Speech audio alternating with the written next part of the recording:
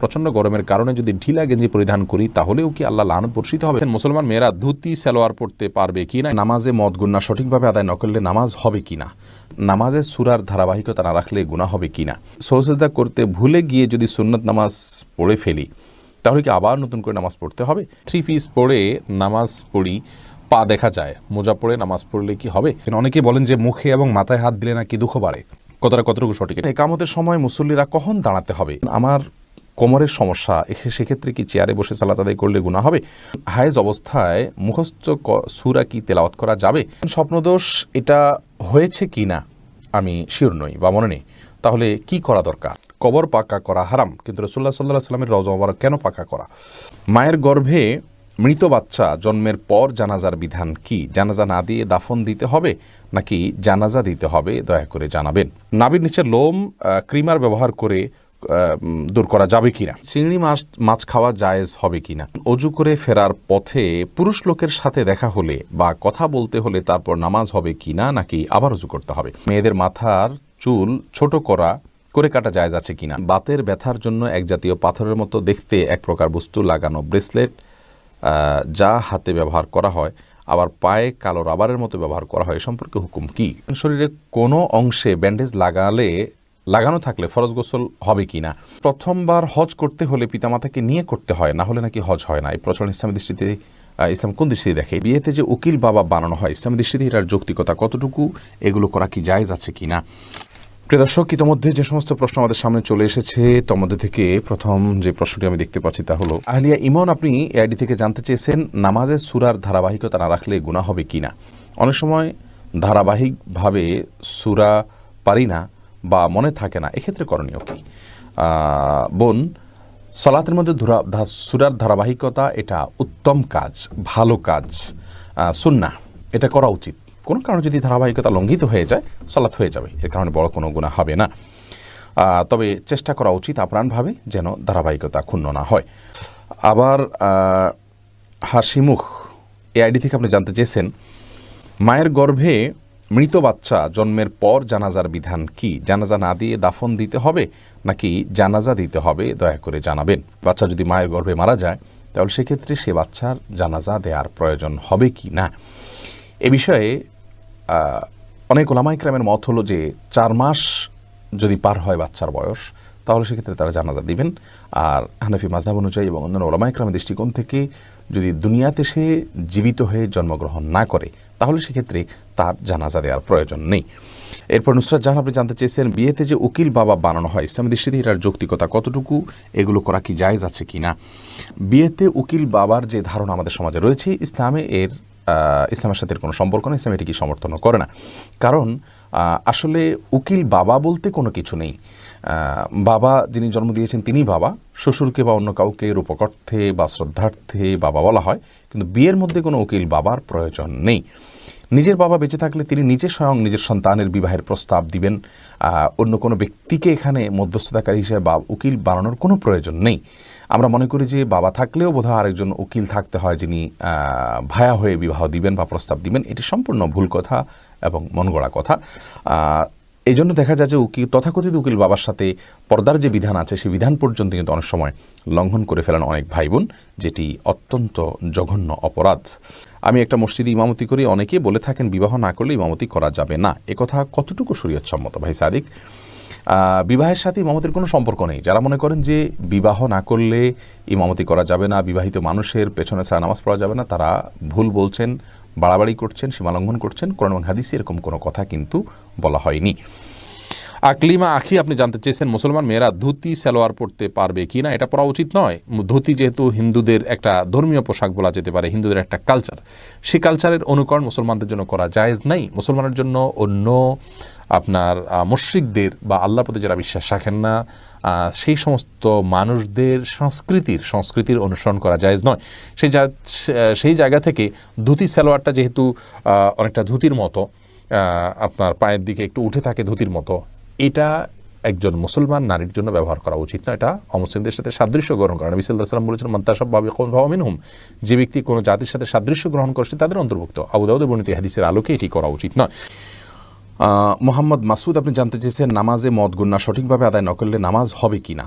দেখুন, বেশিরভাগ মদ গুন্না, বিশেষ করে 3 আলিফ 4 আলিফ, এগুলো ওয়াজিব কোনো মদ নয়। অতএব যদি এগুলোতে একটু কম বেশ হয় বা সঠিকভাবে নাও হয়, তাতে নামাজ হয়ে যাবে। কিন্তু 1 আলিফ মদ যেগুলো, সেগুলো সঠিকভাবে না করলে, অর্থাৎ 1 আলিফ যদি না টানা হয়, সেক্ষেত্রে অনেক সময় অর্থের মধ্যে ব্যাপক এবং বড় ধরনের পরিবর্তন হয়ে যায়।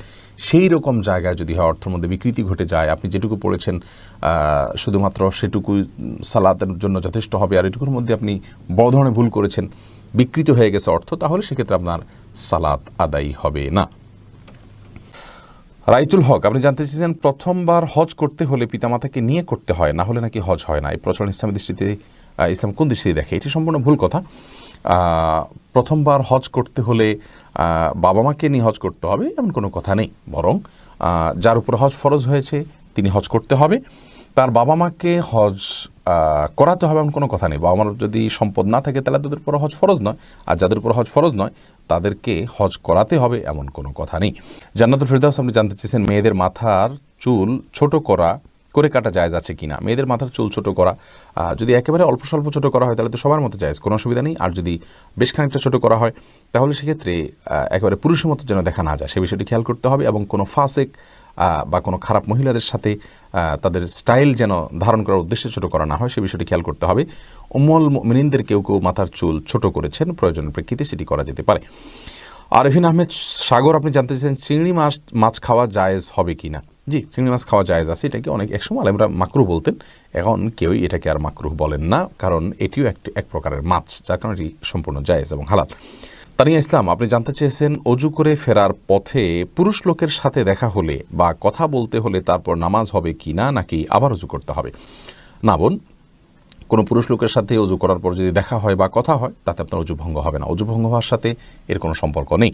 কেউ যদি অজু করার পর কোনো পুরুষের সাথে অন্যায়ভাবে দেখা দেন, হারামভাবে দেখা দেন, হারাম কথা বলেন, তাহলে ঠিক গুনার কারণ হবে, ভিন্ন কথা, কিন্তু এর ফলে অজু ভঙ্গ হবে না। অজু ভঙ্গ হওয়ার সাথে অজু ভঙ্গকারী বিষয়গুলোর সম্পর্ক, যেমন অপবিত্র কোনো কিছু শরীর থেকে বের হলো কিনা, ঘুমালেন কিনা, অজু ভঙ্গের কোনো কারণ পাওয়া গেল কিনা, এর সাথে হলো অজু ভঙ্গের সম্পর্ক। এরপরে কাজী রিয়াদ, আপনি জানতে চেয়েছেন বাচ্চারা অনেক সময় নিজের ছায়ার সাথে খেলা করে, এদিকে কোনো ক্ষতির সম্ভাবনা আছে? না, বাচ্চারা নিজের ছায়ার সাথে খেলা করলে এর জন্য বিশেষ কোনো ক্ষতির কথা আছে বলে আমার জানা নেই। ইসরাত আলিজা, আপনি জানতে চেয়েছেন শরীরে কোনো অংশে ব্যান্ডেজ লাগানো থাকলে ফরজ গোসল হবে কি না। যদি কোনো অংশে ব্যান্ডেজ লাগাতে হয়, ব্যান্ডেজ করাটা তার জন্য ক্ষতিকর হয়, অসুবিধার হয়, তাহলে সেক্ষেত্রে যে অংশে ব্যান্ডেজ লাগানো আছে ওই অংশ বাদে বাকি অংশে আপনি পানি ঢেলে যদি ধৌত করেন আর ব্যান্ডেজের উপরে শুধু ভিজা হাত দিয়ে মুছে নেন, তাহলে আপনার গোসল হয়ে যাবে। আর যদি ব্যান্ডেজটা এরকম জায়গায় হয়, কথার কথা পেটে বড় করে ব্যান্ডেজ আছে, তাহলে সেক্ষেত্রে আপনি উপরের অংশে কোনোভাবে পানি দিতে পারছেন না, দিলেই ব্যান্ডেজ ভিজে যাবে, তাহলে সেক্ষেত্রে আপনি অবশ্যই তায়াম্মুম করে সালাত আদায় করতে পারবেন। সোহেল রানা সুজন, আপনি জানতে চেয়েছেন বাতের ব্যথার জন্য এক জাতীয় পাথরের মতো দেখতে এক প্রকার বস্তু লাগানো ব্রেসলেট যা হাতে ব্যবহার করা হয় আবার পায়ে কালো রাবারের মতো ব্যবহার করা হয়, সম্পর্কে হুকুম কি? ভাই সোহেল, এই জাতীয় ব্রেসলেটের কোনো বৈজ্ঞানিক কোনো ব্যাখ্যা আছে কি না যে এটি মানুষের শরীরে বাতের ব্যথাকে দূর করে? যদি থাকে তাহলে এটি ব্যবহার করা যেতে পারে, এবং যদি বৈজ্ঞানিক কোনো ব্যাখ্যা না থাকে, এর যৌক্তিক কোনো লজিক্যাল কোনো কারণ না থাকে, নিছক এটি একটা ধারণা মানুষের থাকে, তাহলে সেক্ষেত্রে এটি ব্যবহার করা জায়েজ হবে না। এমনি সোহাগ ইসলাম জানতে চেয়েছেন 4 রাকাত সুন্নত নামাজে প্রত্যেক রাকাতে সূরা ফাতিহার পর কি সূরা মিলাতে হবে? সুন্নত নামাজ হলে প্রত্যেক রাকাতে মিলাবেন। মাহবুবা খানম লাকি, আপনি জানতে চেয়েছেন সহসেজদা করতে ভুলে গিয়ে যদি সুন্নত নামাজ পড়ে ফেলি তাহলে কি আবার নতুন করে নামাজ পড়তে হবে? জি, আবার নতুন করে পড়তে হবে। সিজদা সহু যদি ওয়াজিব হয়, আপনার কোনো ওয়াজিব ছুটে থাকে তাহলে সিজদা সহু দিতে হবে। সিজদা সহু যদি আপনি না দেন তাহলে ওয়াজিব তরক করলেন, আর ওয়াজিব তরক করলে কিন্তু আপনার সালাতের ফরজ বা দায়িত্ব যেটা, সে দায়িত্বটা যথাযথ আদায় হলো না। এমনি মাহবুর রহমান জানতেছেন একামতের সময় মুসল্লিরা কখন দাঁড়াতে হবে? একামতের সময় মুসল্লিদের নির্দিষ্ট কোনো বাধ্য করে দেওয়া হয়নি যে এই সময় দাঁড়াতে হবে। আমরা অনেকে মনে করি যে কদ কামাতিস সালাহ বললে তখন দাঁড়াতে হবে, অথবা হাইয়া আলাস সালাহ হায়াল ফালা বললে তখন দাঁড়াতে হবে, এরকম কোনো কিছু কিন্তু আবশ্যক নয়। একামতের শুরুতে বা মাঝে যে কোনো পর্যায়ে মুসল্লি দাঁড়াতে পারবেন।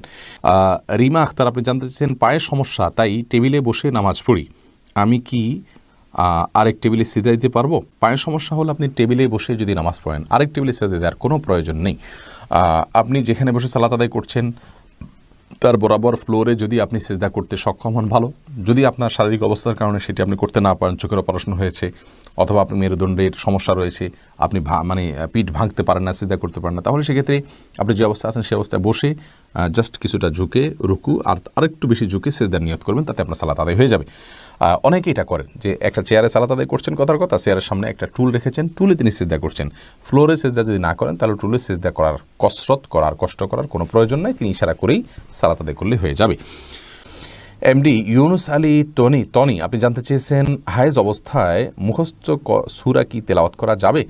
মাসিক অবস্থায় এবং প্রসব পরবর্তী ব্লিডিংয়ের সময় কোরআন তেলাওয়াত করা যাবে কি না, এটা নিয়ে ওলামায়ে কেরামের মত পার্থক্য রয়েছে। জমহুর বা সংখ্যাগরিষ্ঠ ওলামাদের মত হলো এ অবস্থায় কোরআন তেলাওয়াত করা যাবে না, কারণ রাসূল আকরাম সাল্লাল্লাহু আলাইহি ওয়াসাল্লাম গোসল ফরজ হওয়া অবস্থায় কোরআন তেলাওয়াত করতে নিষেধ করেছেন, আর এটিও গোসল ফরজ হওয়ার অবস্থা, যার কারণে এই সময় কোরআন তেলাওয়াত করা যাবে না। সম্প্রতি বিন বাজ ইবনে উসাইমিন রাহিমাহুল্লাহ তারা সহ আরব বিশ্বের কোনো বা অনেক ওলামায়ে কেরাম বলছেন যে এটি করা যাবে, নিরাপদ হলো না করা এবং তেলাওয়াত শোনা যেতে পারে। হালিমা বেগম জানতে চেয়েছেন গাছের মেহেদি পাতা কি পায়ের নখে দেওয়া যাবে? কোনো অসুবিধা নেই। অনেকে মনে করেন যে মেহেদি পাতা পায়ে দেওয়া যাবে না, যেটি দাড়িতে দিতে হয়, চুলে দিতে হয়, এমন কোনো কথা নেই। তেলও তো দাড়িতে চুলেতে দিতে হয়, পানিও তো আমরা মাথায় দিই, সেটা আবার পায়েও দিই, অতএব এটা কোনো কথা নেই।